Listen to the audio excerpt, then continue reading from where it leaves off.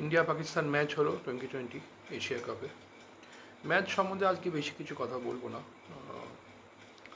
আমি দু তিনটে কথা বলার জন্যই এলাম আজকে।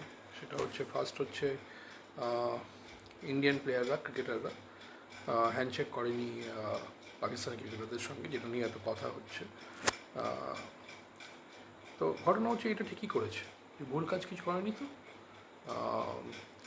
ভালো করেছে, বেশ করেছে। কারণ যে দেশটা একটা জঙ্গি দেশ, যে দেশটা বিনা প্ররোচনাতে সাধারণ মানুষ, ট্যুরিস্টদেরকে মারে, সেই দেশের সঙ্গে কোনো হ্যান্ডশেকের দরকার নেই। তো হ্যান্ডশেক না করেছে, খুব ভালো করেছে, বেশ করেছে। এবং সেটা যদি গৌতম গম্ভীরের ইনস্ট্রাকশন হয়, তো আমি বলবো he has done the right thing, he took the right decision. India পাকিস্তানকে হারিয়েছে এবং একেবারে বলে বলে হারিয়েছে। একটা সময় ছিল যখন পাকিস্তানের কাছে ইন্ডিয়া হারতো। আজকে পাকিস্তানকে বলে বলে ইন্ডিয়া হারাবে, বলে বলে। সেটা 2020 হোক বা ওয়ানডে হোক, টেস্ট ম্যাচ তো খেলা হয় না।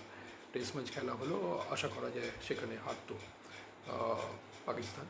তো বলে বলে হারাচ্ছে পাকিস্তানকে, এবং বেশ করেছে, ভালো করেছে যে তারা যে হ্যান্ডশেক করেনি বা হ্যান্ডশেক না করে চলে এসে সূর্যকুমার যাদব বা তার টিম, আমি বলবো খুব ভালো কাজ করেছে। একটা জঙ্গি দেশের সঙ্গে কোনো হ্যান্ডশেক হয় না।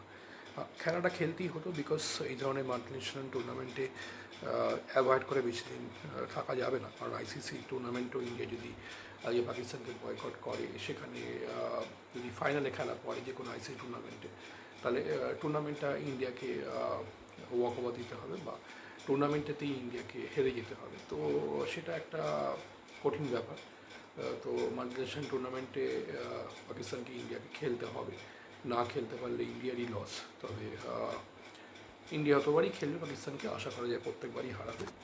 এবং হ্যান্ডশেক করার দরকার নেই, হ্যান্ডশেক করার কোনো দরকারই নেই, এবং এই কাজটা একেবারে ঠিক কাজ করেছে।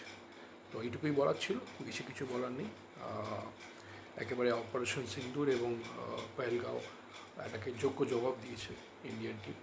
তো যাই হোক, ব্যাস এটুকুই বলার। জয় হিন্দ, বন্দে মাতরম।